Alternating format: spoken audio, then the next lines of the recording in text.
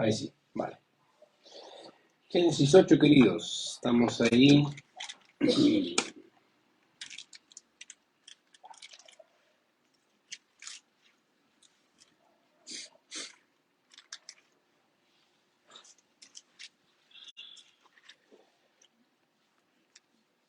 Génesis capítulo 8, verso del 1 al 5, es la sección que nos toca en esta ocasión. Así que yo no sé si ha podido leer el libro, y si no, se lo recomiendo. Es bueno leer un poco, repasar la información que tenemos en el libro de Génesis. Ahora, en lo general, creo que mucha de la gente lee el libro, pero no lo entiende. O lo lee rápido y no se percata de los detalles que hay en el libro, tan, diría yo, interesantes. Así que, gracias a Dios, hemos podido avanzar hasta ahora, desde el capítulo 1 hasta el 8. Ni me pregunte cuánto tiempo he pasado con Génesis, así que no sé, no tengo idea, pero la idea es poder avanzar lo que más podamos. Ahora, eso no significa que voy a ir corriendo, pero sí quiero ir deteniéndome en los detalles que son importantes. Ahora, es interesante notar que hasta el momento hemos estado hablando del diluvio en Génesis capítulo 6 a capítulo 9, ya, o la historia de Noé, que es una de las historias más conocidas por los niños y también creo que por los adultos. El problema de los adultos es que creo que saben la información a nivel de niños y creo que hay mucha más información de la que podríamos imaginar con respecto a Génesis, capítulo del 6 al 9. Ahora, en algunas ocasiones, queridos, se hablan en las escrituras acerca de Dios, pero obviamente poseyendo atributos de la naturaleza física del hombre. Ya, ahora usted yo creo que va a pensar a qué se refiere con naturaleza física. Ya, básicamente con manos, con pies, con ojos, ya a eso me refiero. Ahora, debemos recordar que Dios es espíritu. Por lo tanto, Dios no tiene manos, Dios no tiene ojos, no tiene oídos, es espíritu. No existe eso en Dios. Ya, y obviamente, como tal, no posee naturaleza física.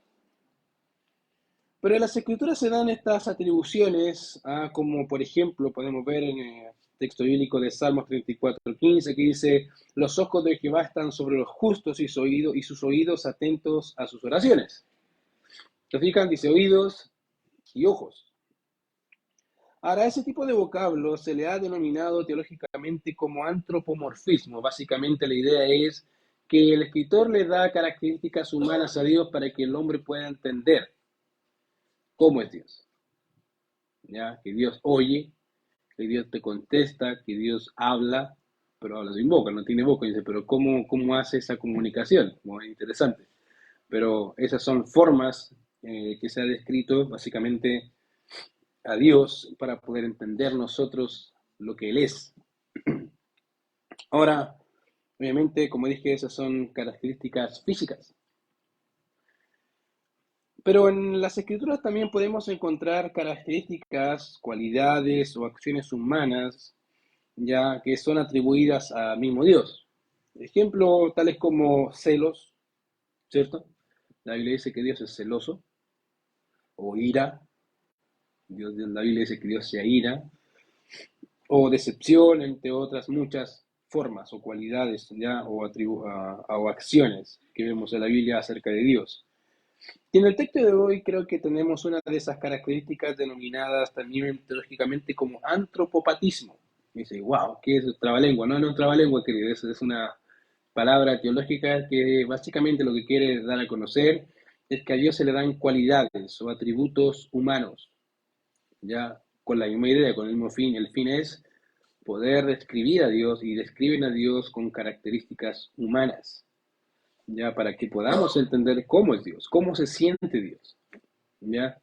Es interesante porque probablemente nunca lo has escuchado esos términos, pero existen. Antropomorfismo, forma de hombre, antropopatismo, básicamente cualidades, características o acciones que los hombres hacen, ya, que son y se le atañen a las que hace el Señor. Ahora, miren lo que dice el verso 1 del capítulo 8 de Génesis. Dice ahí, se acordó Dios de Noé y de todos los animales y de todas las bestias que estaban con él en el arca, e hizo pasar Dios un viento sobre la tierra y disminuyeron las aguas. Ahora, déjeme contextualizar un poco. Hemos estado hablando que en el capítulo 7 Dios manda el diluvio, ¿se acuerdan? Muere todo, literalmente todo. Dice que fueron abiertas las cataratas del abismo, cayó lluvia y destruyó literalmente todo. Ahora, quiero solamente ayudarles a entender lo que significa las cataratas del abismo. Mucha gente piensa que las cataratas del abismo están en el cielo. No, está en las profundidades del mar. Ese es el abismo, o las bóvedas celestes que se le llaman. Y cuando dice que fueron abiertas las cataratas del abismo, básicamente lo que el texto está diciendo es que la inundación no empezó por arriba, empezó por abajo, empezó por el mar. Es como que Dios va llenando el vaso de abajo hacia arriba y arriba empieza a llover. Entonces, no, escapatoria no tenía la gente, ya para que se haga la idea. Es como que de a poco el agua empieza a subir, a subir, a subir de nivel desde la tierra y más encima empieza a llover. Entonces uno dice, wow, en realidad eso es una inundación total. Esa es la idea. La idea del texto es enseñarte que es inundación total. Entonces, hasta aquí hemos visto que Dios hizo un diluvio universal y que todo lo que se conoce, lo que se conocía hasta ese entonces, murió, exceptuando, obviamente, a los animales que están en el arca, a Noé y su familia. Así que eso estamos hablando hablamos en el capítulo 7. Si se fijan en el verso 23 del verso capítulo 7, dice, así fue destruido todo ser que vivía sobre la faz de la tierra, desde el hombre hasta la bestia, los reptiles y las aves del cielo, y fueron raídos de la tierra, y quedó solamente Noé y los que con él estaban en el arca. Ahora dice, y se acordó Dios de Noé. Ahora, posiblemente algunos estarán pensando en dónde está esa palabra que dice el hermano Ricardo de antropopatismo, esas cualidades o acciones que son atribuidas a Dios como si fuese un nombre. Exactamente ahí, cuando dice y se acordó Dios. ¿Por qué? Obviamente, uh, cuando vemos eso ahí, cuando dice que se acordó Dios, en primer lugar, es interesante notar porque uno pensara como que piensa, como que Dios se acuerda, Dios se lo olvidó. Esa es exactamente no es la idea. Ya, pero pareciera ser que el texto alude a ese tipo de sensación cuando uno se acuerda que dejó algo pendiente. Y eso nos pasa a los hombres, ¿cierto? Yo creo que a todos los que estamos acá alguna vez se le ha pasado que se le quedó el arroz ahí encima, ¿cierto? Y dice, el arroz! Y ya está, ya parece perro chamuscado, ¿cierto? Pero pasa, sobre todo a los hombres, a los que no saben cocinar, ¿cierto? Y mujeres también, ¿ya? Ya, pero hay algunas que sí les pasa. Ya, pero en realidad esa es la idea. Ya, Dios básicamente dice ahí que se acordó. Ahora, quiero obviamente entender, quiero que entendamos un poco ese término. Ya, en primer lugar, Dios marca a una persona o acontecimientos en la historia.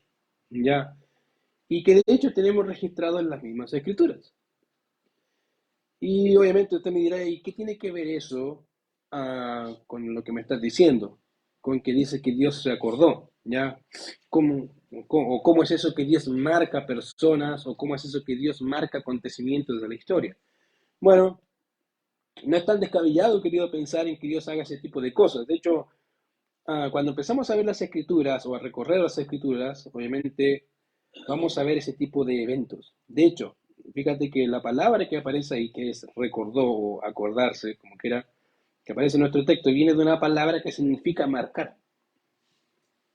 Eso significa marcar como para que sea reconocido o recordado. Y de ahí la idea de recordar, ¿ya? Por ende, cuando el texto nos dice que Dios se acordó, o se acordó Dios de Noé, el objeto que es recordado por Dios es una persona. Y esa persona es Noé. Es como que Dios marca a este hombre, él. Y no se puede olvidar. Él sabe quién es. Querido, no es de extrañarnos que pensemos y miremos lo que las Escrituras dicen nuevamente acerca de Noé. Fíjense que a pesar de haber habido toda una generación de maldad, toda una generación que no conocía a Jehová, que no quería hablar de Jehová, nada, nada que ver con Dios, en medio de toda esa generación, en Génesis capítulo 6, verso 8, dice que Noé halló gracia entre los ojos de Jehová. De toda una generación, solamente ese hombre halló gracia.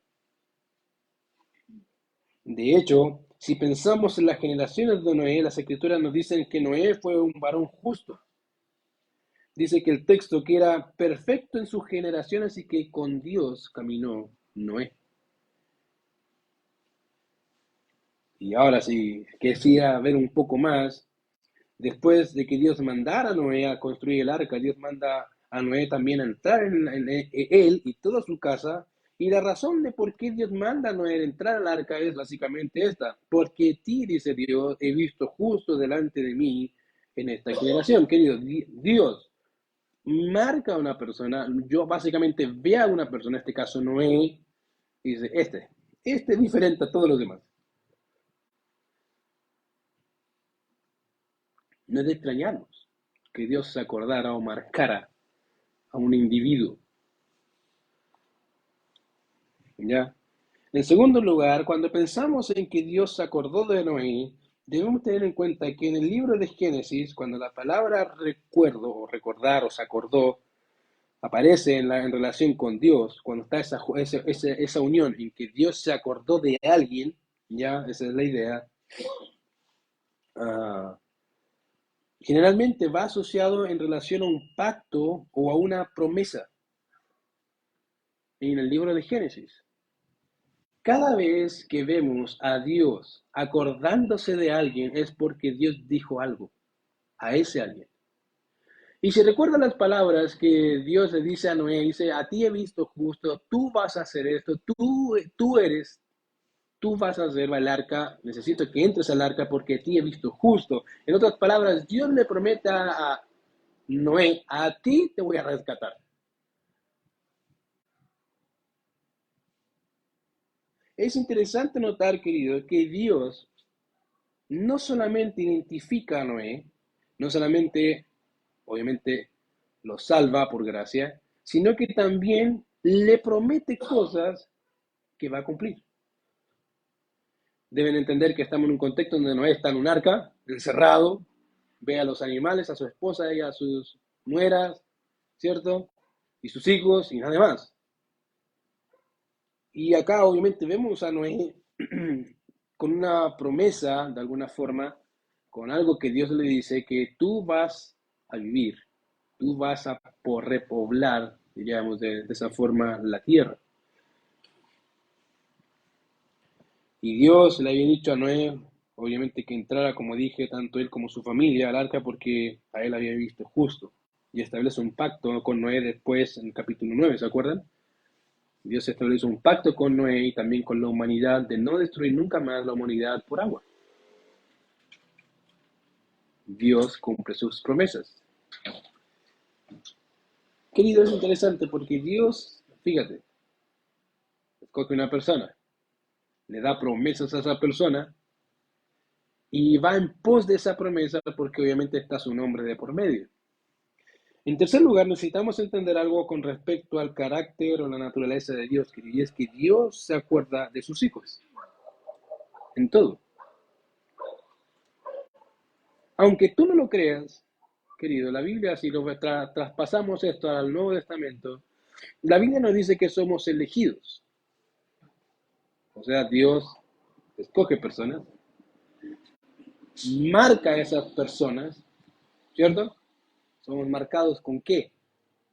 Con una persona. Dice que tenemos el sello, las arras, ¿de quién? Del Espíritu. Él marca a sus hijos. Dice, esta es propiedad mía. Por eso se acuerdan en el libro de Hechos, cuando estaba el apóstol Pablo en Éfeso y habían exorcistas ambulantes. El texto es interesante porque dice que había hombres ahí que decían, en el nombre de del Cristo quien conoce Pablo, y el Espíritu dice, yo sé quién es Cristo o Jesús, y también sé quién es Pablo. Pero ustedes, ¿quiénes son? En otras palabras, queridos, Satanás conoce a los hijos de Dios. Y cuando vemos esto acá en la Biblia, y vemos la Biblia, obviamente, y la pasamos a nuestro tiempo, algo debes entender, y es que Dios no solamente marca a sus hijos, no solamente los sella, sino que también les da promesas. Promesas que cumple a cabalidad. Lo creas o no lo creas, ya ese es un tema tuyo, pero en realidad, queridos, tenemos muchas promesas. Tenemos las riquezas de la gracia del Señor ahí desplegadas en Efesios capítulo 1. ¡Wow! Son muchas. Que no las aprovechemos es otra cosa. Pero querido, tenemos promesas. Noé tenía promesa, sí. Y está en medio de ese momento en que Dios cumple su promesa o no cumple su promesa. ¿Se fijan? Está en el evento en que Él está diciendo, ya Señor, ya pasó el tiempo. ¿Y qué pasa? Y creo que esas son preguntas que generalmente hacemos nosotros también. Señor, ya me vi que dijiste tal cosa o me prometiste tal cosa. ¿Qué pasa, Señor? Como que te olvidaste de mí, de lo que dijiste alguna vez. Y ahí pensamos que Dios se olvida, ¿cierto? Hasta que dice, se acordó Jehová de mí. No, querido, Dios no se acuerda. Dios te tiene ahí, marcado. O sea, sabe por dónde vas. Sabe lo que está haciendo y sabe el momento en que necesita hablarte. Y aquí vemos a Noé en ese lugar, pensando obviamente sobre lo que el texto dice y se acordó Noé de Dios. Querido, él reconoce a los que son suyos, de que obviamente él mismo los salva. Ahora, fíjense algo interesante del mismo pasaje. Si ven el verso 1, dice, y se acordó Dios de Noé y de todos los animales, etcétera, etcétera, etcétera. No, solamente como nota de observación. Fíjense ahí, en la declaración de ese pasaje, no se menciona la familia de Noé. ¿Se fijan?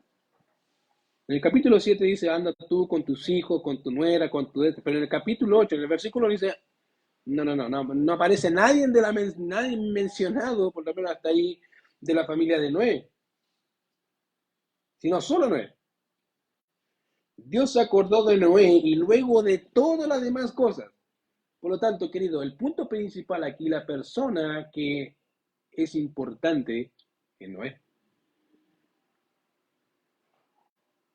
Yo dice, de verdad que yo le dije algo a Noé. Y ahí está Noé. Yo sé que está ahí y yo sé que está esperando que yo responda.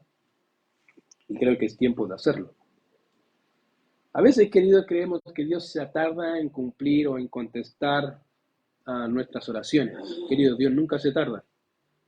Nunca llega tarde y nunca llega antes. Llega justo cuando tiene que llegar. Justo. Ahora, obviamente, fíjate que el texto dice, y se acordó Dios de Noé y de todos los animales y de todas las bestias que estaban en el arca. Porque obviamente Noé era la persona que halló gracia entre los ojos de Jehová y al mismo tiempo era en quien iba a repoblar todo lo que se había destruido. Ahora, una cosa que me llama la atención de todo eso, de Génesis capítulo 6, es pensar obviamente en lo que él dice ahí, en nuestro texto. Querido, Dios no solo se acordó de Noé, sino de todo lo que tenía a su alrededor, ¿ya?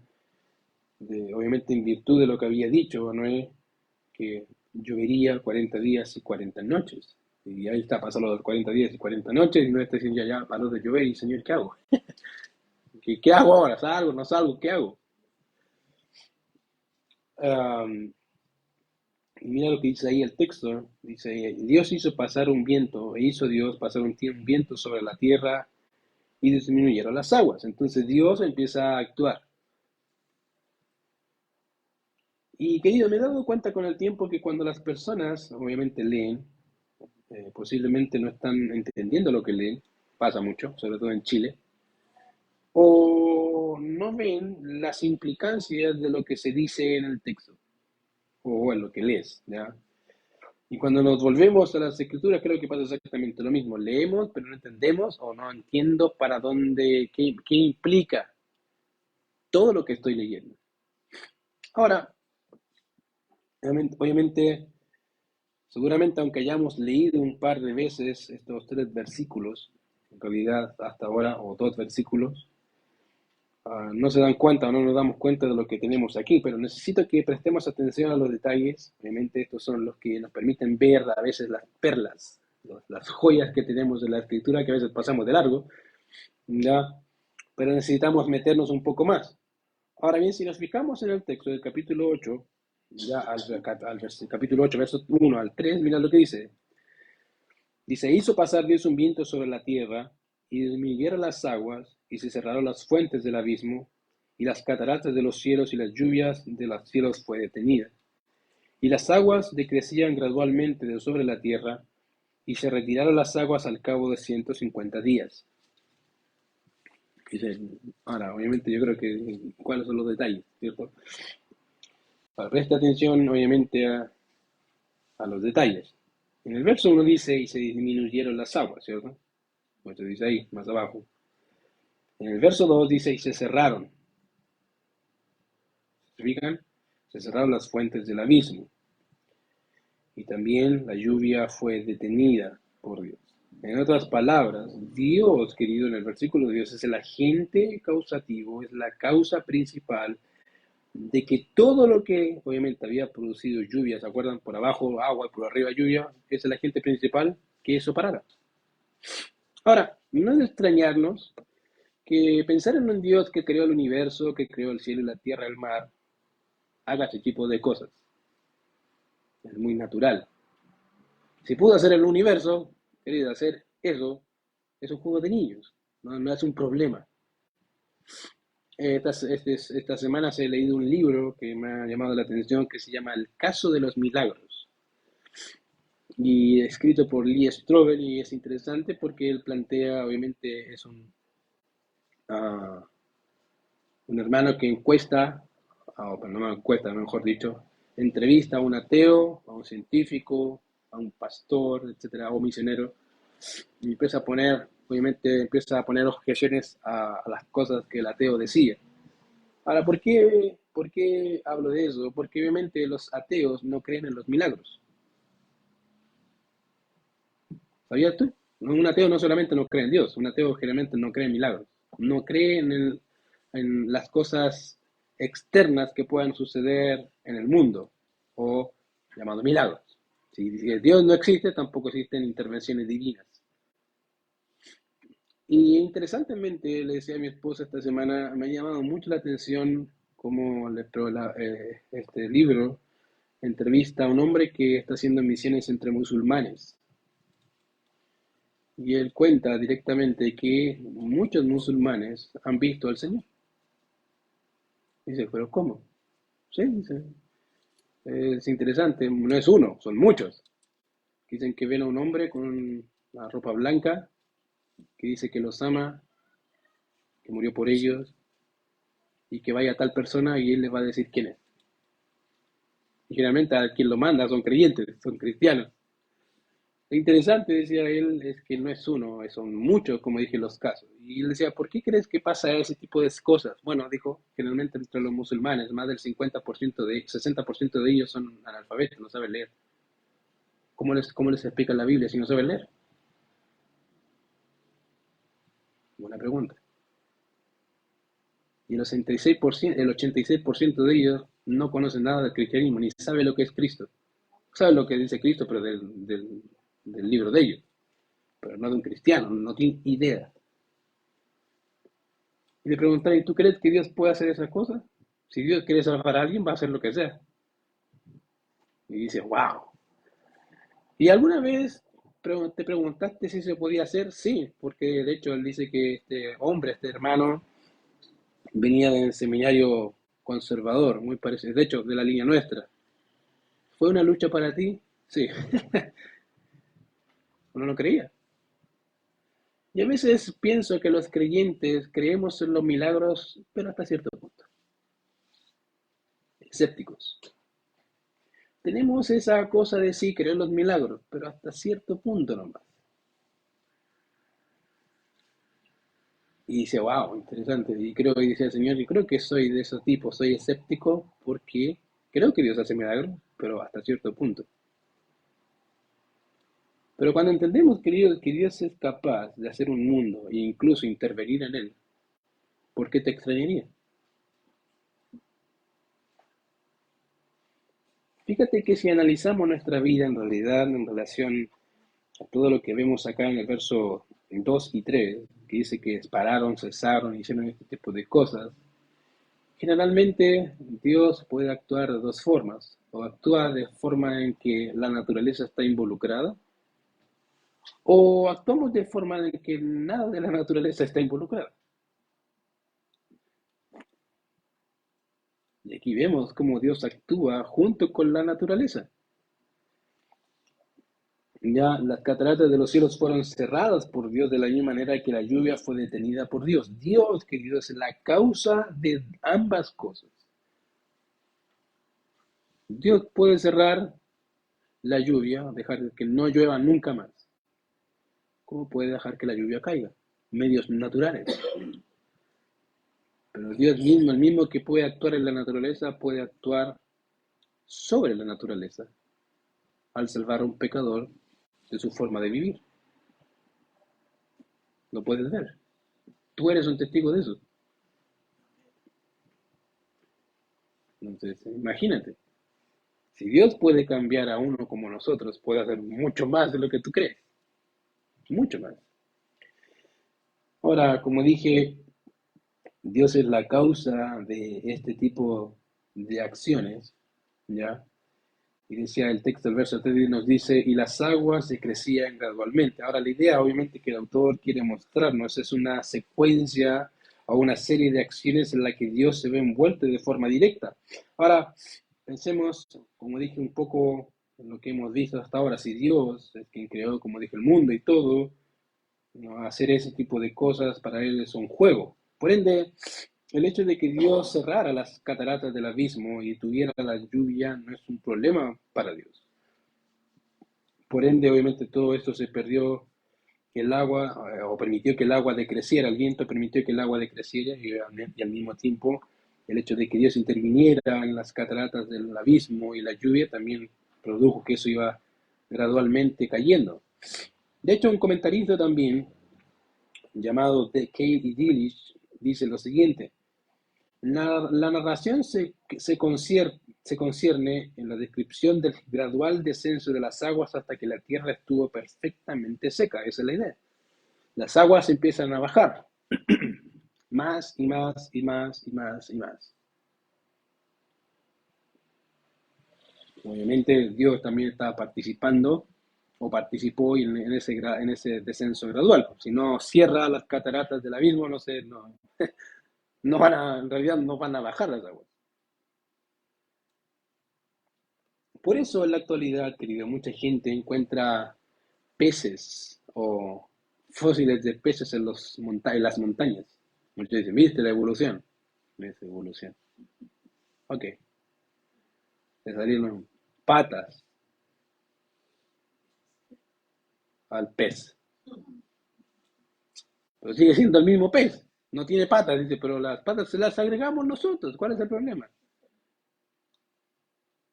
Porque no creen en un diluvio universal, porque básicamente su idea es Dios no existe y nada que se asocie con algo sobrenatural existe. Creo que hasta cierto punto nuestra cultura está o es bombardeada o ha sido bombardeada hasta cierto punto por eso. Como dije, creo que no solo yo, muchos de nosotros tenemos algo de escéptico en los milagros. O si no es escéptico, los cuestionamos. Decimos, pero ¿será Dios? Y yo creo que Dios de arriba nos mira y dice, pero ¿no querías algo? ¿No querías ver algo? Ahí está. Y uno dice, es que no puede ser Dios. Y tratamos de encasillar a Dios según nuestras ideas, no según la escritura. Ahora, obviamente, fíjate que el texto, el verso 4 de nuestro pasaje, dice lo siguiente. Y reposó el arca en el mes séptimo, a los 17 días del mes, sobre los montes de Ararat. Ya, ahora, esa región, Ararat, es una región de cordones montañosos, ahora no solamente de cordones montañosos, pero sí es mayormente de cordones montañosos. Se encuentra entre los lagos Van y Urmia, por donde fluye un río que se llama Araxes, ya hacia el mar Caspio. Ahora dice, ¿qué es esa cuestión? Bueno, se lo resumo fácil, ya. Actualmente es Armenia, ya, por si acaso. Oye, para que no me diga, ¿y qué es esa cuestión? Es Armenia, está ahí. Ahí están los montes de Ararat. ¿Ya? Y obviamente su extensión más o menos es 200 kilómetros. Ahora, interesantemente, ese lugar ha sido uno de los lugares más experimentados o arqueológicamente hablando. O sea, dice que obviamente, como no habían aviones, ¿cierto? Antiguamente, la primera vez que hubo aviones, pasaron por un lado donde vieron algo. Dicen, hay algo por ahí raro, ya, Primera Guerra Mundial, y obviamente ahí pasó el tema de que empezaron a investigar qué era ese algo raro que habían en las montañas. No eran árboles, ¿ya? No eran solamente árboles, era una estructura bastante grande, donde obviamente se nos dice que muchos arqueólogos han tratado de averiguar y se piensa que partes, o si no entero, ah, del arca está ahí. Algunos es una evidencia irrefutable de la historia del arca de Noé, para otros no. Obviamente va a depender mucho de la perspectiva que se tenga. Pero por lo menos Ararat existe. Eso muestra que lo que dice la Biblia concerniente al lugar es real. Ahora, si el arca quieren desfatir, si el arca es o no es, ya eso es otro cuento. Pero por lo menos la veracidad de uno de los acontecimientos o del lugar es veraz. ¿Por qué no podría serlo el arca? Entonces, aquí se nos dice que obviamente el arca se posó allí en Ararat, dice, reposó el arca en el mes séptimo, a los 17 días del mes sobre los montes de Ararat. ¿Cuál es el mes séptimo? Julio o junio. Junio, julio, julio. Pero nuestro judío, ahí los mate. ¿Ya? Ahora, interesantemente, hasta aquí no hay calendario judío. Acuérdense, el contexto acá no hay calendario judío. De hecho, antiguamente habíamos visto algo de eso, así que si no se acuerda, vea las predicaciones anteriores, en una de todas ellas está. ¿Ya? No me acuerdo en cuál, pero lo mencioné. Pero por lo menos hasta acá no hay calendario judío. Por lo menos se puede deducir que puede ser o julio nuestro o agosto del calendario hebreo. Ahora, interesantemente, estos meses que duraron son meses de 30 días cada uno. ¿Por qué? Porque deben recordar que están en un tiempo de juicio. Entonces, cuando ven la suma de aquí cómo Dios ejecuta el juicio, los meses son recorridos básicamente de 30 días, no 31, como nosotros conocemos, ¿cierto? Nuestro calendario es muy raro, a veces hay 30, a veces 31, hasta nosotros nos confundimos de 30-31, pero en realidad para en este tiempo era de 30 días. Entonces, básicamente, a Noé, ya y según lo que dicen algunos escritores, Noé estuvo 150 días. Ahora, um, fíjense que William MacDonald, hablando es un comentarista de las escrituras. Algo está acoplando. Sí, ahí sí. Me voy a correr un poco para. Ya. William MacDonald, hablando de eso, dice lo siguiente.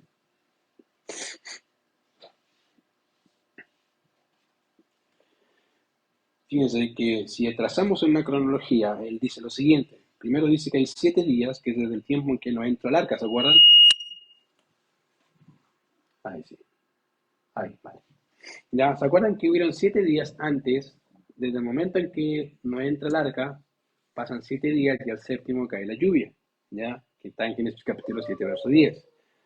Después pasan 40 días y 40 noches, ya donde cae la lluvia, eso lo ves en el capítulo 7, verso 12.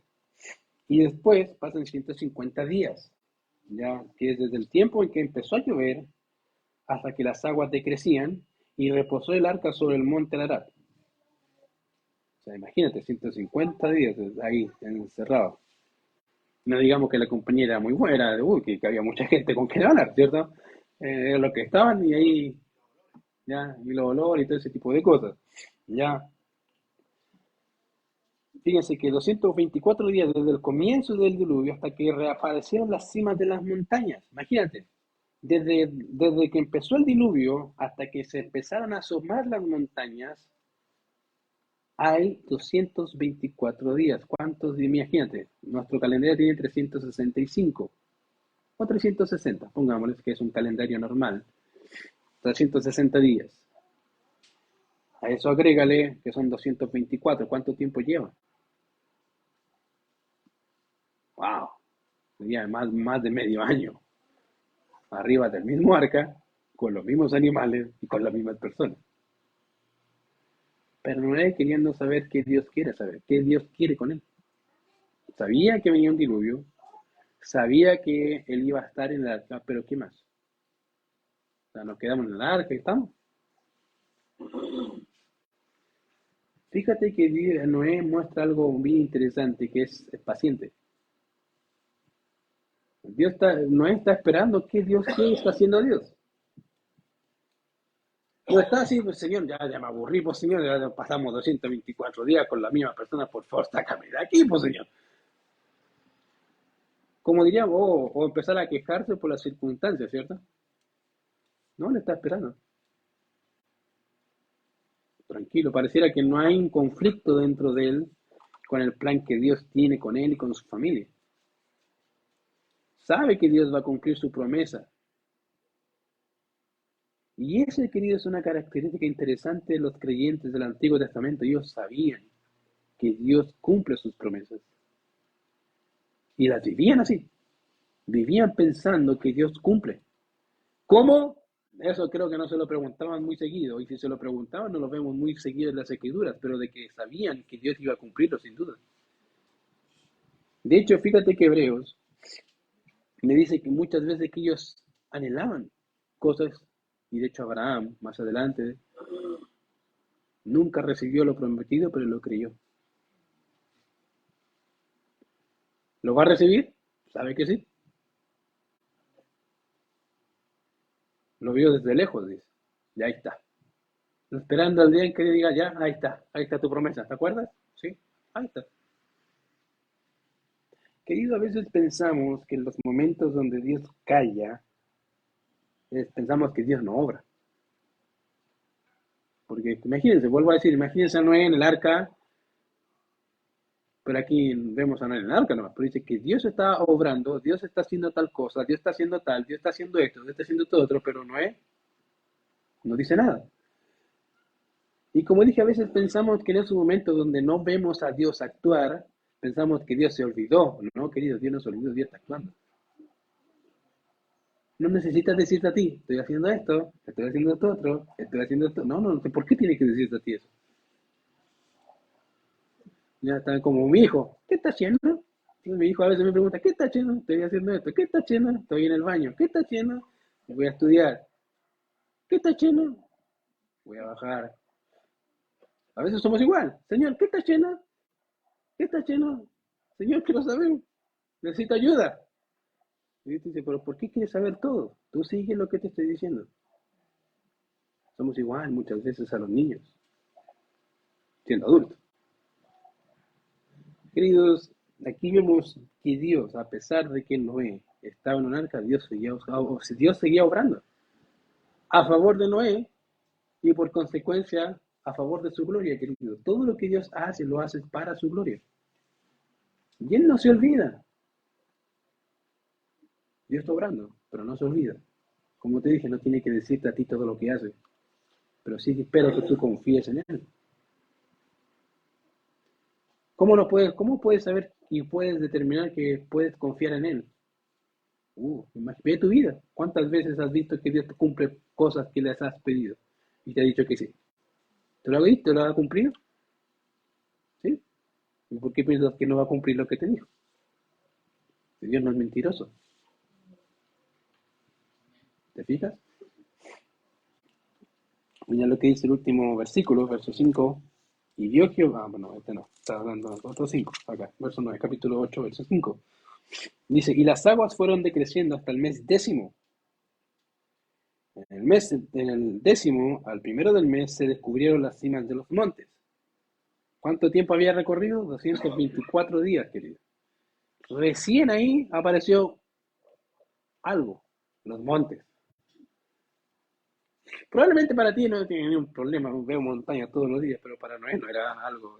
Por fin veo algo, una montaña, a dónde pisar. ¿Qué significa? Dios está contestando. Dios está contestando. Piensa en alguna aflicción que has tenido y sabes que, y has pensado que Dios no está contestando y en algún momento sale algo, ¡pam! Y te hace recordar que algo te dijo Dios y que pareciera que Dios está obrando. Ahí está. Y te dice, espérate, si te estoy mostrando la punta del iceberg. Déjame que el iceberg baje, que el iceberg se vea entero. ¿Quieres verlo entero? Queridos, somos impacientes como seres humanos. Queremos todo ya y sobre todo en este tiempo, ¿cierto? Que al clic aparece todo. Somos impacientes. Por eso me voy lento con Génesis, no me preocupo. ¿Por qué? A veces la impaciencia no nos permite ver los detalles, como dije, las perlas que están ahí.